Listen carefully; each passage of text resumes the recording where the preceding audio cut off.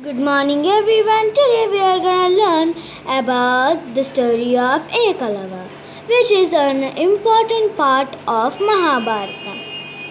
Let's go and start the story. Nearly 5000 years ago, in a kingdom called Hastinapura, there lived a boy named Ekalava, who was the son of a tribal chief. Everybody loved Ekalava. He had a secret dream. He loved archery and hoped that one day he would become a disciple of the great Dronacharya.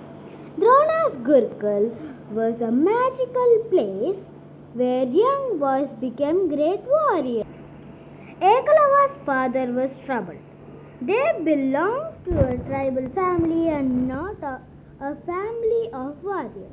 He knew that his son would not be able to train as a warrior. But he was a loving father and encouraged his son. He gave Ekalava his blessings and sent him on his journey to meet Drona. When Ekalava reached Drona's Gurukul, he saw the disciples practicing in the archery yard. When Ekalava reached Drona's Gurukul, he saw the disciples practicing in the archery yard. Ekalava's eyes searched for Drona. Where?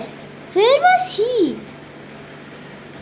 His eyes fell on a man who was instructing a boy. Ekalava guessed the teacher as Drona. He went to Drona and bowed. The sage was surprised to see him. Who are you? He asked. Dronacharya, I am Ekalava, son of the tribal chief, in the western part of the forest of Hastinapur, answered Ekalava. Please accept me as your disciple and teach me the wonderful art of archery. Drona sighed. Ekalava, he said, you are a tribal hunter, and I cannot teach you a tribal boy. I can't teach a tribal boy. Arjuna, who was a Drona's disciple, snapped at him. Dronacharya is a royal teacher, appointed by the king to train us, the prince of the kingdom. Princess of the kingdom. How dare you come inside the Gurukul and seek him? Leave now.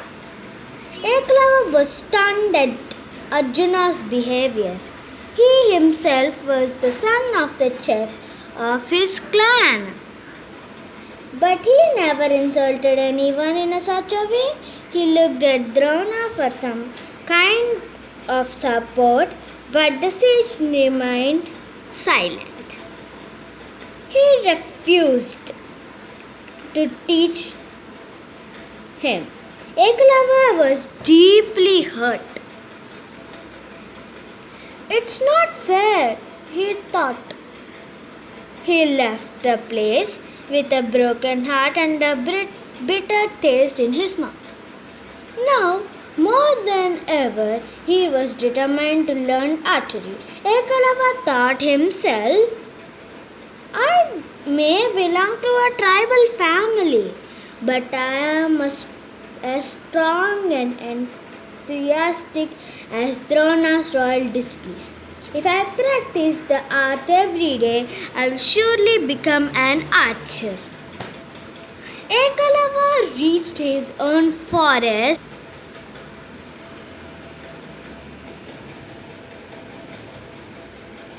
He took some mud from a nearby river and made a statue of Drona. He then placed it in a scheduled clearing in the forest.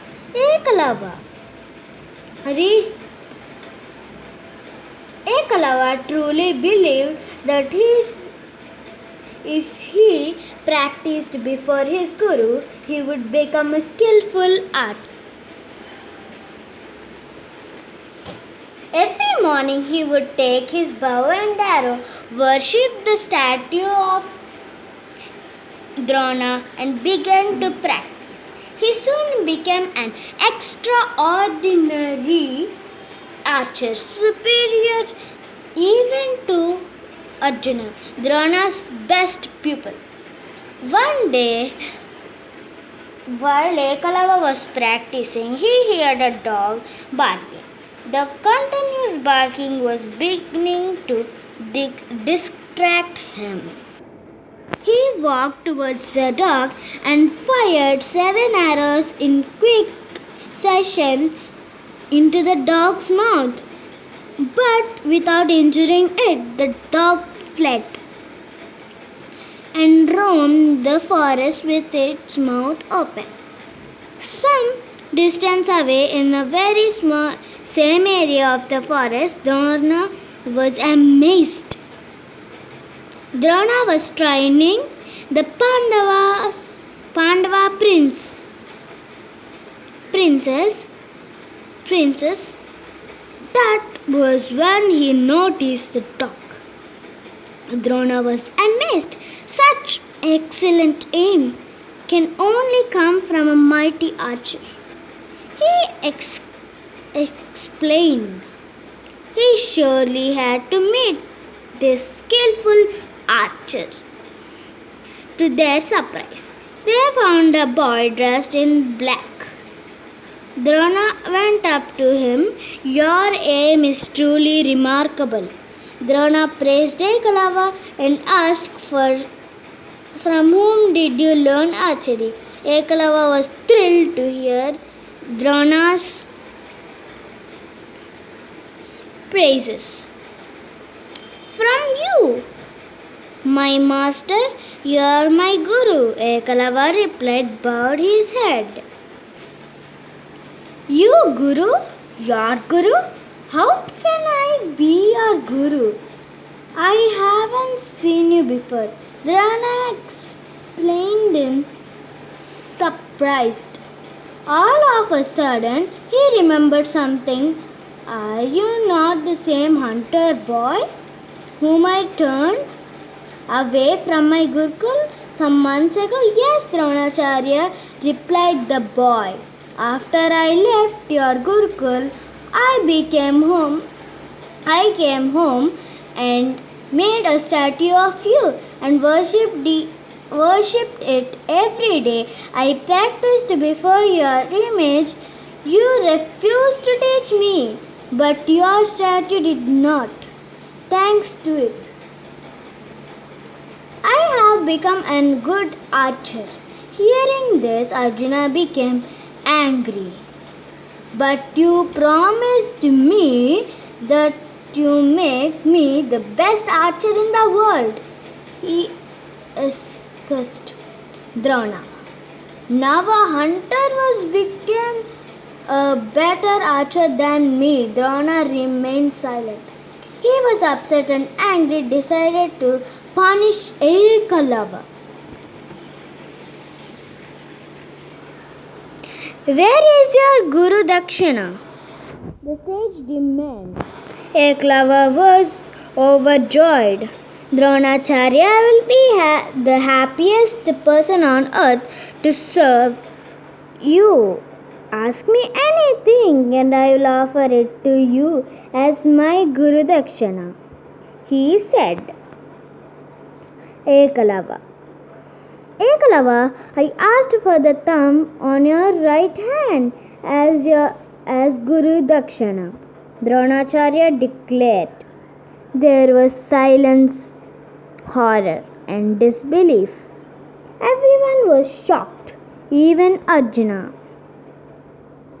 Without his thumb, Ekalava could never shoot arrows. How could their teacher make such a cruel demand? That too from a young boy. Ekalava stood silent, but only for a moment. Gurudev, as you wish, he said without the slightest hesitation. He drew out his knife and cut his own thumb. The prince gasped.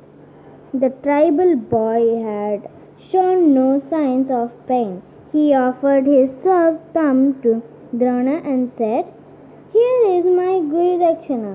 I am happy that you have made me your disciple, even if I am a merry tribal boy."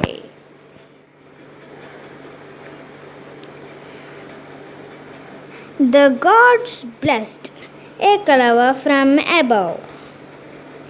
Ekalava continued to practice archery until he could shoot arrows with his index and middle finger, and he became even greater than he was ever before. His renown spread far and wide. Drona blessed the boy silently and begged for forgiveness. If you like this video, please give me a thumbs up and subscribe to my channel Dhawala Magic World. Thank you. And don't forget to press on the bell icon.